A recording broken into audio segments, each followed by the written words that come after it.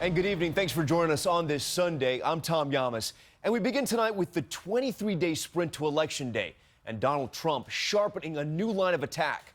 A brand new ABC News Washington Post poll showing Hillary Clinton with a 4-point advantage over Trump. But that's within the margin of error. The poll also shows enthusiasm for Trump fading and 2/3 of registered voters rejecting his claim that he did not make unwanted sexual advances towards women. Trump was off the trail today, but not off Twitter, firing off a tweet storm with his latest attack: the election is rigged to favor his opponent. Hillary Clinton also off the trail doing debate prep, but her campaign facing some tough questions after a 9th day of WikiLeaks emails. More on that in a moment, but we begin with ABC's Mary Bruce covering the Trump campaign.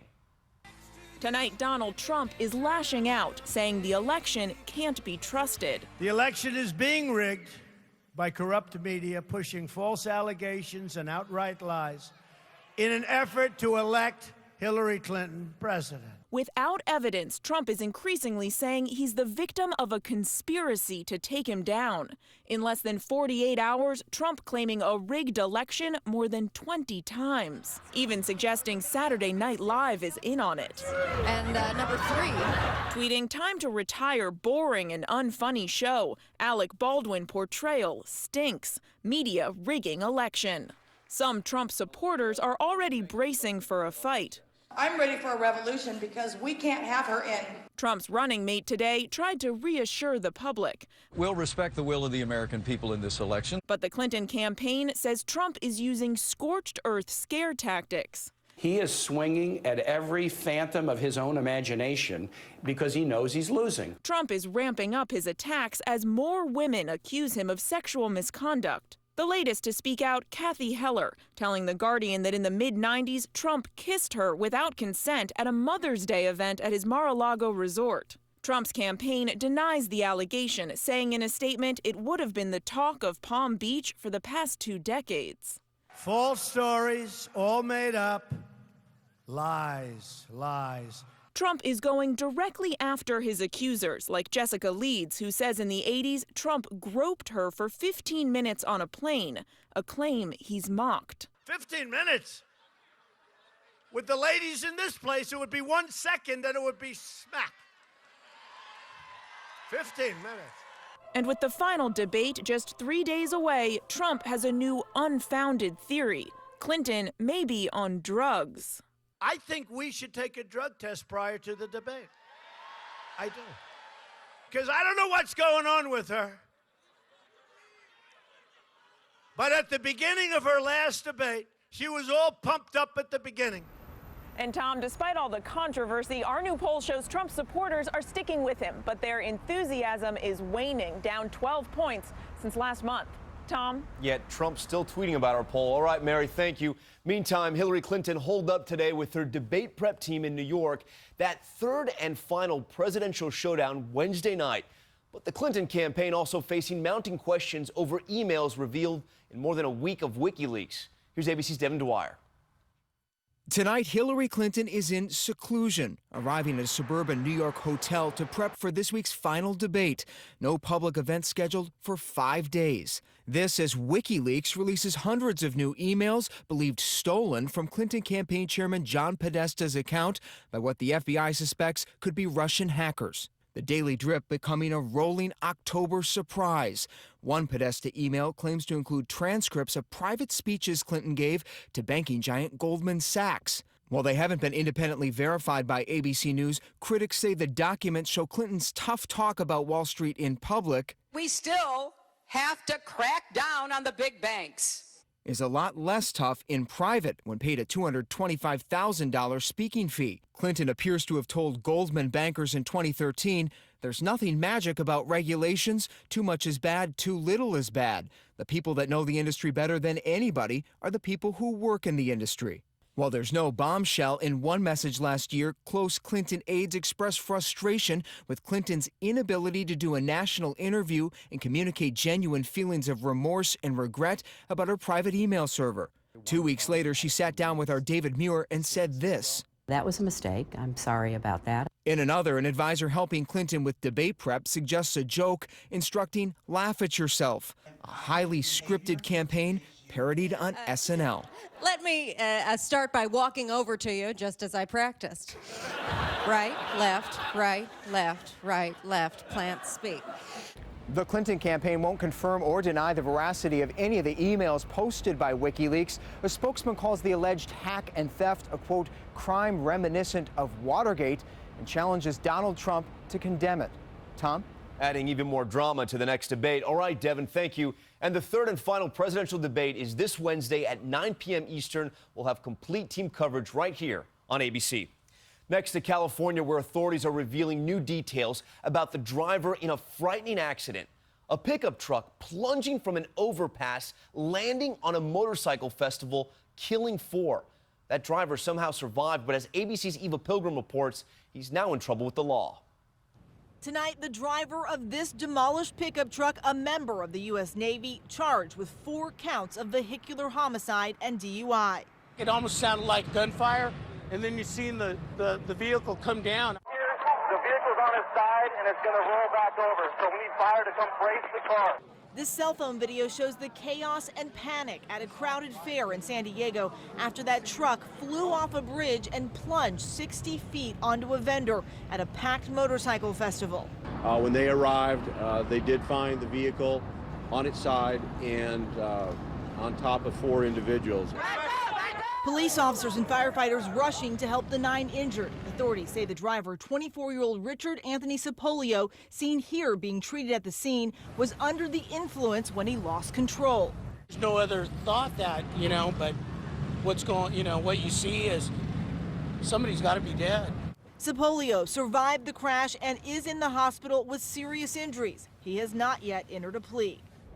This crash could have been even worse. The truck came to a stop just feet from a stage where a band was playing. No word on how the injured are doing tonight. Tom? Eva Pilgrim for us tonight. Eva, thank you. To Kentucky next, where the daughter of an American Olympian was killed in an early morning shooting. Trinity Gay, the 15-year-old daughter of Olympic sprinter Tyson Gay, died after being struck by a bullet during a parking lot shootout between 2 cars at a Lexington restaurant. That shooting remains under investigation tonight. Overseas now to Iraq, where an all-out assault against ISIS to take back the city of Mosul is imminent.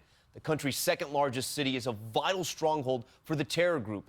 ABC's Alex Marquardt reporting from the front lines tonight. Battered Humvees and trucks full of soldiers rolling out as tonight Iraq braces for an all-out battle with ISIS that could begin within hours. Some 30,000 troops are massing around Mosul, backed by U.S. Special Forces advisors on the ground and American jets carrying out airstrikes.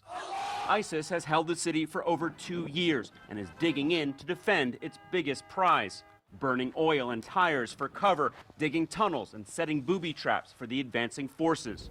Today, we visited a base overlooking the front line, the Kurdish forces there manning a post face to face with the enemy. This base is the closest one to the ISIS positions in this area. In fact, we can see an ISIS flag on the next ridge over, just under a mile away. It routinely comes under sniper and mortar fire. These fighters have lost friends, and they tell us that they are impatient for this battle for Mosul to get underway. Including Farhang, who didn't want his face shown for security reasons. He left a life in Canada to fight ISIS. ISIS is probably one of the worst terrorist organizations we have ever seen. In history, I think, probably. And I think it's very important for everybody that can do something to stand up and fight back. The Iraqi military has dropped leaflets on Mosul telling residents to stay away from ISIS positions. Around 1 million people are expected to flee the fighting in what the UN says could be the biggest humanitarian crisis this year. Tom? 1 million people on the move. All right, Alex, thank you. Meantime, more hostile activity involving a U.S. warship off the coast of Yemen. The Navy destroyer USS Mason firing defensive missiles to protect itself from what may have been missiles fired by rebels in Yemen. The Navy is reviewing the incident, which comes days after the U.S. military launched retaliatory strikes that knocked out 3 radar sites in Yemen. Back here at home to some dangerous weather out west, a powerful storm lashing the coast from Northern California to the Canadian border, knocking down trees and knocking out power. And in Nevada, it's the fire threat, including the Little Valley fire between Reno and Carson City that has already destroyed 22 homes and is threatening 500 more structures. Rob Marciano with the forecast in a minute, but first, Neil Karlinski reports from the storm zone. The wind so strong, this man leaning into the blast of sand, gusts approaching 60 miles an hour. The powerful storm packing a 1-2 punch of drenching rains and strong winds from Seattle to Portland. This home outside Olympia, Washington, smashed when a tree blew on top of it. We all stood up like, what's that noise? And then it just crashed. Crashed right through the house. In Portland, flash flooding swamped cars. One man forced to climb out his window to escape. I didn't realize it was going to be like waist high, and so I was pretty scared. Again and again, though, it was the wind wreaking havoc over 2 days of storms, bringing down trees on top of cars, across roads and power lines. Elsewhere in the West, it's wildfires causing problems. Red flag warnings stretch from New Mexico to South Dakota right now, including parts of 8 states. The wind-driven wildfire north of Carson City, Nevada, has already destroyed 22 homes and continues to threaten hundreds more. This man evacuated along with his pets. Went outside, I could see flames in the distance to the south of us. But tonight here in the Northwest, the cleanup is on, and a big sigh of relief, too. This storm, predicted to be historic, wasn't nearly as bad as everyone feared. Tom? But still, so many dealing with those power outages. All right, Neil, thank you. I want to bring in ABC News senior meteorologist Rob Marciano. Rob, the West still getting pounded, though. Yeah, the same powerful jet stream that powered those 2 storms is still hitting the West Coast, and it's spreading out, actually. So we're going to see windy conditions, not only Seattle, but all the way down to Los Angeles over the next 24 to 48 hours, and some rain showers getting down to Southern California as well, but more heavy rain for the Pacific Northwest. And those winds are instigating a critical fire danger. Red flag warnings are posted from Rapid City all the way down to Amarillo, where they had record high temperatures today into the mid-90s, and that heat is going to continue to build across the midsection of the country. Tomorrow, looking for a high of 90 in Dallas, 82 in D.C., and into the 80s on Tuesday in New York. Hard to believe it's the middle of October. We'll look forward to that warm-up, though. All right, Rob, thank you. Turning now to a deadly crime spree in Las Vegas, beginning with random shots ringing out on a busy freeway and ending with a tense standoff.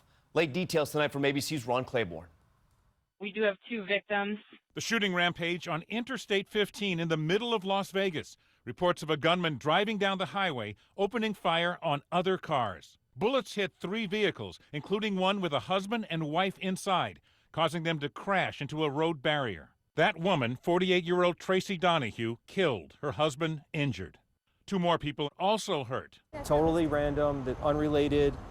I don't know why he would shoot at all these various vehicles. The alleged gunman, 27-year-old Kenneth McDonald, then drove to this drugstore, walking in, guns drawn. I seen a guy walking towards me, and he had 2 guns in his hands. Inside the store, police say he tried to sexually assault a woman. We need a rifle team over on the southeast side of the business. Police officers confronting McDonald outside of the store. The standoff caught on camera. When McDonald refused to surrender, the police dog takes him down as officers swoop in to make the arrest. McDonald has been charged with murder and attempted murder. Police say they still don't know why he allegedly began shooting on that highway. Tom? Ron Claiborne. Ron, thank you. And there's much more ahead on World News Tonight this Sunday. Coming up, when the caretaker you hire takes over your home. The shocking charges tonight and words of warning for every family. Plus, the deadly accident on the water, the stunning video, the speedboat soaring out of control, and that wild and unexpected crack of the bat bringing a smile to the Windy City. Stay with us. ABC World News Tonight, brought to you by Dr. Scholl's Custom Fit.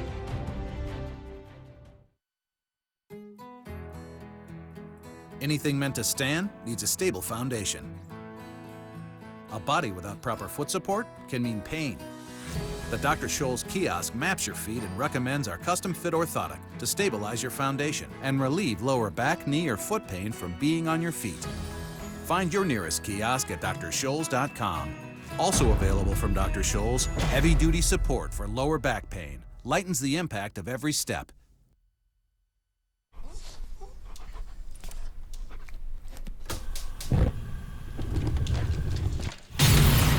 Hot dog. Seen it, covered it. We know a thing or two because we've seen a thing or two. We are farmers. Bum, bum, bum, bum, bum, bum. The roses are blooming in herbal essences. Hair is delightfully fragranced with notes of Moroccan rose and the freshness of springtime.